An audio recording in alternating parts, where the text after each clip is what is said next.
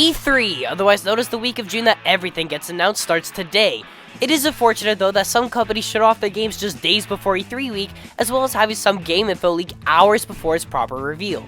With press conferences from Microsoft, Sony, Nintendo, EA, Ubisoft, Square Enix, Activision, Bethesda, a couple of leaks and early reveals are nothing when compared to the huge amount of things being showed off at this year's E3. Now with so much anticipation building up, now is the perfect time to make a top 10 video. These are my top 10 anticipated games of E3 2015. Now these games aren't in order of how much I can't wait to play them, they're in order of what I need to see more of. These aren't just games I want to see, these are games I need to see. So without further ado, these are the 10 games everyone is going to be talking about.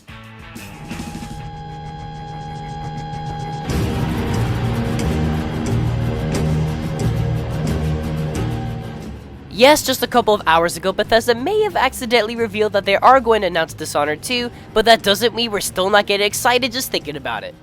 After the original game was released in 2012, gamers and critics loved the freedom they were given from a gameplay perspective, and we loved the world of Dunwall and we can't wait to explore further. While I don't expect to learn much of the game as of now, I am expecting a short and classy teaser trailer just to let the world know that it is happening.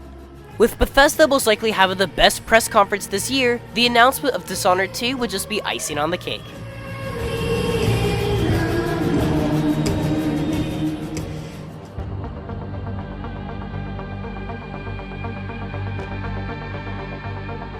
I did not expect Square Enix would announce a sequel to 2011's Human Revolution. After a lengthy, beautiful cinematic trailer was released a couple months ago that was almost as good as its predecessor's trailer, a lot of hype is being built around Mankind Divided.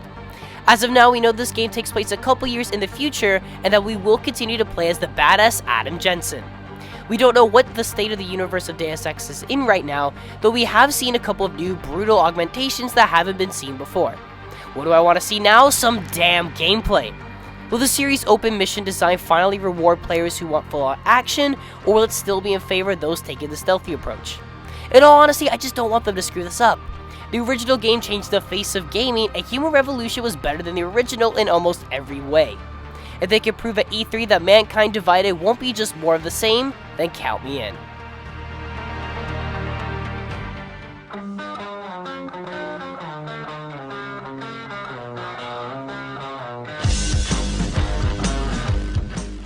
Music games are coming back. Now before I continue, the reason Rock Band 4 isn't on this list is because it's pretty much going to be more of the same, and that's totally fine by me. Now besides Black Ops 3, Guitar Hero Live is one of Activision's biggest games to show off this year.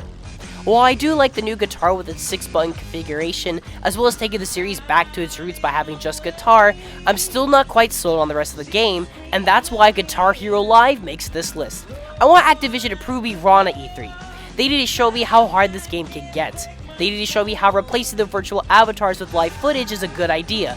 They need to show me that the game's setlist is more than just Skrillex and Sheeran and the Black Keys. I want Guitar Hero back in my life, so hopefully at E3 we'll see if the new Guitar Hero can be loved by both casual and hardcore gamers. Fingers crossed.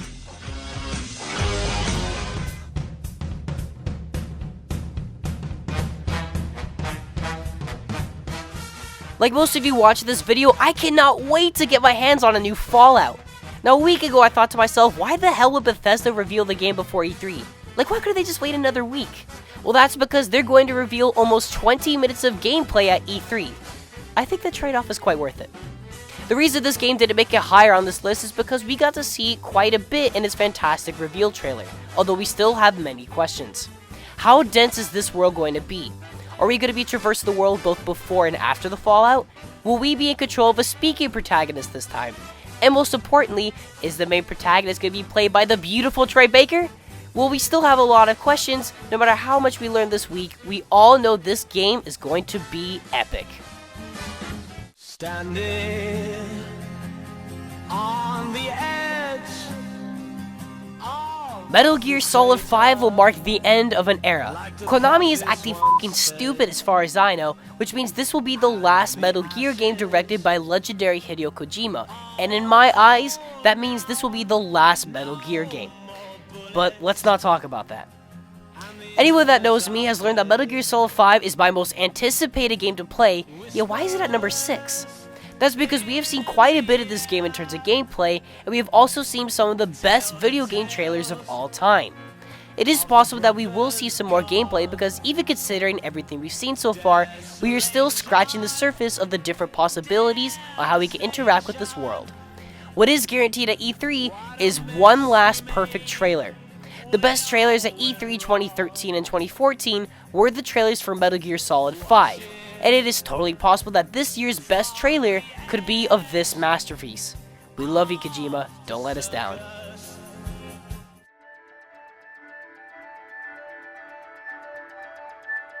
This one's a long shot because it is possible a new Mass Effect won't even be shown at this year's E3. Regardless, while it is confirmed that there will be another Mass Effect, we don't know much else about it. All we've seen so far is some impressive concept footage of different planets.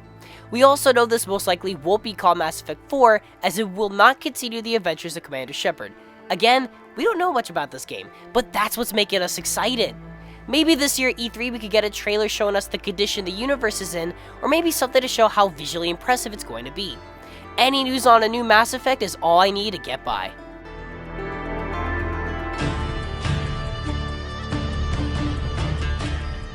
Since 2009, which was the E3 reveal for Uncharted 2, every time Naughty Dog's at E3, they steal the show and raise the bar when it comes to gameplay reveals.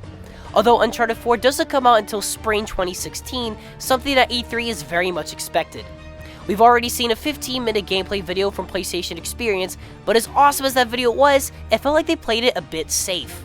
Uncharted is a series known for incredible set pieces and known for moments where you can't believe you're actually playing a video game instead of watching a cutscene.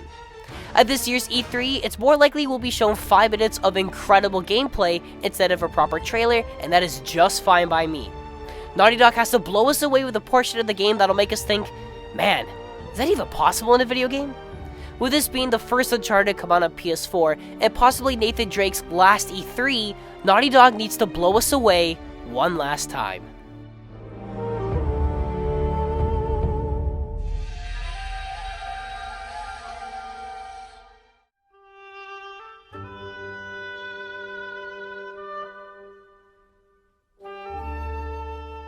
Since 2009, I told myself every year we would learn something new about The Last Guardian and maybe see some more footage of it. 6 years later, we haven't learned a thing.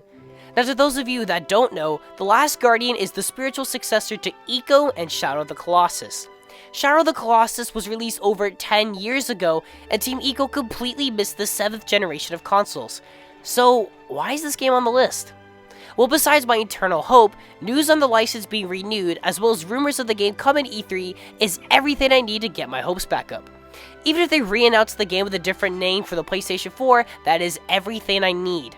The Last Guardian isn't as much of a joke as Half-Life 3 is, at least, not yet. So let's hope we learn something new instead of waiting in uncomfortable silence.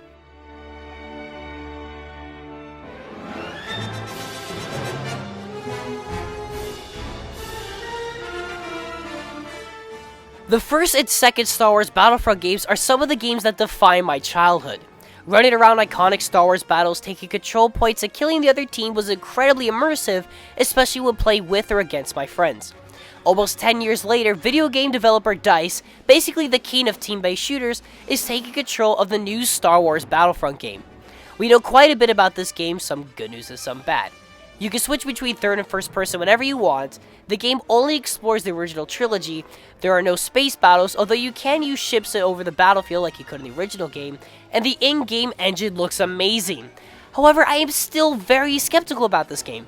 Why? Because even after 2 years, we still haven't seen some actual gameplay. That's all I need to be convinced that this game will be amazing. Just show us what this game will actually look like, whether it's through a 20-minute gameplay demo of a full match, or even a couple of minutes through an epic trailer. E3 is the perfect place to learn if Star Wars Battlefront will be worth the wait.